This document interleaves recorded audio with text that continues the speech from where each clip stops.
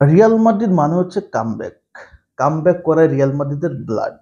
এবং কামব্যাক আমরা দেখতে দেখতে আসলে এই যে গত পরশুদিন ম্যাচটা কামব্যাক করলো, আমাদের ভিতরে কিন্তু অন্যরকম কোন আসলে ওই যে এক্সাইটিং কাজ করে না। আমরা জানি এই ম্যাচটা কামব্যাক আমরা করব এবং শেষ পর্যন্ত আমরা কামব্যাক করছি।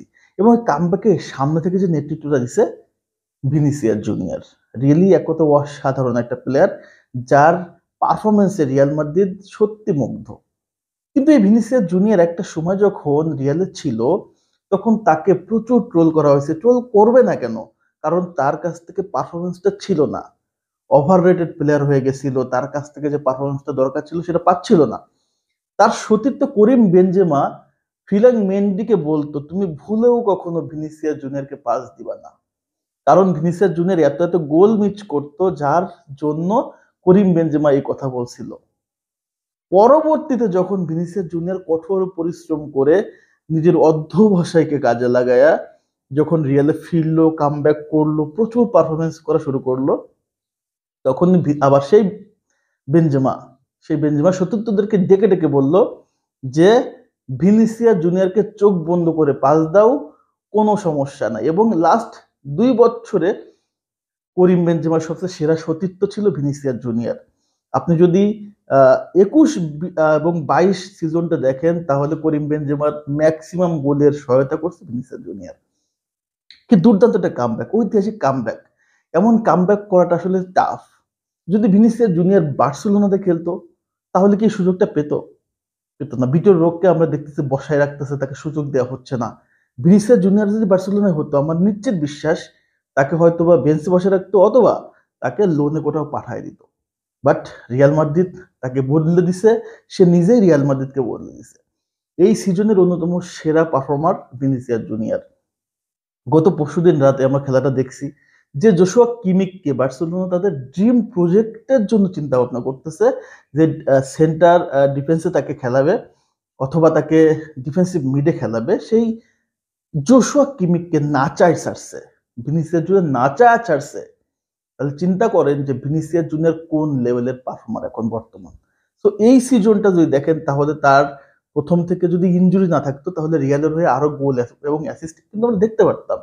যাই হোক, ইনজুরি তো খেলার একটা পার্ট। এবং এই সিজনে ভিনিসিয়াস জুনিয়র যে মাত্রায় চলে গেছে, আপনি যদি সিম্পলি 3 জনের লিস্ট করেন যে এই বছর ব্যালেন্ডর কে কে পাচ্ছে, তো উপরের নামটা ভিনিসিয়াস জুনিয়রই থাকবে। গত ম্যাচে যদি দেখেন যে রিয়াল জিতছে, কিন্তু ভিনিসিয়াস জুনিয়র কেন ম্যান অফ দ্য ম্যাচ হলো। এবং প্রথম লেগেও কিন্তু জার্মানিতে অ্যালিয়েন্স অ্যারেনাতে কিন্তু ম্যান অফ দ্য ম্যাচ হয়ে আসছে ভিনিসিয়াস জুনিয়র। পরপর দুইটা সেই মানে দুইটা লেগেই man of the match Vinicius junior. But second লেগটা যদি দেখেন যে কোনো গোল নাই, অ্যাসিস্ট নাই, যদি রাত্রে কেউ খেলার দেখে না থাকেন, সকালে উঠে যদি আপনি গুগল সার্চ করেন যে কি ব্যাপার, ভিনির তো গোল নাই, অ্যাসিস্ট নাই, কিভাবে ম্যান অফ দ্য ম্যাচ হলো, আপনি তাহলে স্কিপ করে গেছেন ভিনিসিয়াস জুনিয়রের ওই রাতের অ্যাটেম্পটা। ভিনিসিয়াস জুনিয়র মানে বায়ার্ন মিউনিখের সাথে যে অ্যাটেম্প করছে, 17টা বার অ্যাটেম্প করছে এবং সেখানে 10 বার সাকসেসফুল।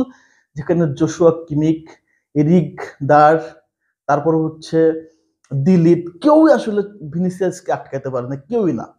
কেউই তাকে আসলে আটকানোর সুযোগ পায়নি। এবং মানে জোশুয়া কিমিক তো একদম দিশেহারা হয়ে গেছে, দিশেহারা। তারপরও ভিনিসিয়াস জুনিয়র আসলে গোলটা করতে পারে না। তবে যে গোলটা জোসেলু করছে, সেই গোলের অ্যাটেম্পটা কিন্তু ভিনিসিয়াস জুনিয়রের ছিল। আর যদি প্রথম হাফে যদি দেখেন, সেখানে যদি বল বার পোস্টে না লাগতো, অথবা ম্যানুয়েল নয়ারের ওই যে অতি মানবীয় সেভ না থাকতো, তাহলে প্রথম হাফে কিন্তু ভিনি একটা গোল পেয়ে যেত। তো এই যে সিজনটা ভিনিসিয়াস জুনিয়র যতটা রোমান্টিক, যতটা চমৎকার করছে, এটা তার কষ্টের ফল। এবং এটা হচ্ছে রিয়াল মাদ্রিদ তাকে যে সুযোগটা দিছে, সুযোগের আসলে ফল। দুর্দান্ত একটা সিজন চলতেছে এবং লা লিগা তো অলরেডি চ্যাম্পিয়ন। যদি এবার ফাইনালে আপনাকে ব্রুসিয়াকে রেসপেক্ট করতেই হবে। ব্রুসিয়া ডটমুন্ড ফাইনালে উঠছে, আপনাকে এটা রেসপেক্ট করতেই হবে। এবং আপনি বিশ্বাস করতে বাধ্য হবেন যে পৃথিবীর সবচেয়ে শান্তিময় ফ্যান বেজ হচ্ছে এই ব্রুসিয়া ডটমুন্ডের। তাদের সাথে যখন ওয়েম্বলিতে খেলা হবে, আমি এখানে বলতে পারি না যে রিয়াল চ্যাম্পিয়ন হয়ে গেছেই, ফাইট হবে। আমি বলি ফেভারিট হিসেবে রিয়াল খেলবে, বাট ফাইট হবে। যদি চ্যাম্পিয়ন লিগটা জিতে যায়, তাহলে ভিনিসিয়াস জুনিয়রের ব্যালেন্ডরটা পাওয়াটা একটা অনেকটাই কাছাকাছি হয়ে যাবে। এবং সামনে কোপা আমেরিকাতে যদি ব্রাজিল ভালো করে, ভিনিসিয়াস জুনিয়র ভালো করে, তাহলে নিশ্চিতভাবে ধরে নেন যে রিকার্ডো কাকার পর আরেক ব্রাজিলিয়ান যে ব্যালন ড'রটা পুনরুদ্ধার করবে, সেই এত দীর্ঘ প্রায় 1.5 যুগ পরে। তো আমরা এটা চাই। এবং ভিনিসিয়াস জুনিয়রের যে প্রত্যাবর্তনটা আমরা রিয়াল মাদ্রিদে দেখি, যে রিয়াল মাদ্রিদ শুরু থেকে তার প্রত্যাবর্তনটা ছিল না, পরবর্তীতে সে দুর্দান্ত কামব্যাক করছে। এখন রিয়াল মাদ্রিদ মানে ভিনিসিয়াস জুনিয়র। ব্রাজিলে সে স্ট্রাগল করতেছে, আমরা সেটা চাই।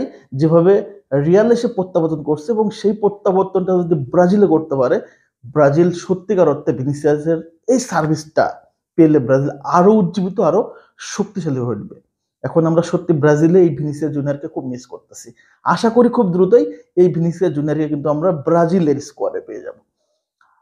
আজকে 10 তারিখ, এবং আজকে আছে ব্রাজিলের কোপা আমেরিকার জন্য এবং মেক্সিকো আমেরিকার জন্য যে স্কোয়াডটা ঘোষণা করবে দরিয়াল জুনিয়র। আশা করি চমৎকার স্কোয়াড দিবে।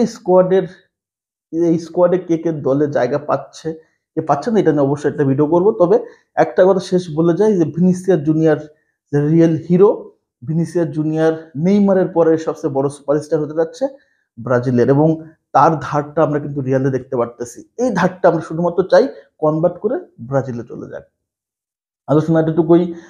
ভিডিওটা কেমন লাগছে অবশ্যই কমেন্টস করে জানাবেন। যদি ভিডিও ভালো লেগে থাকে ফলো করে পাশে থাকবেন। সবাই ধন্যবাদ। আসসালামু আলাইকুম।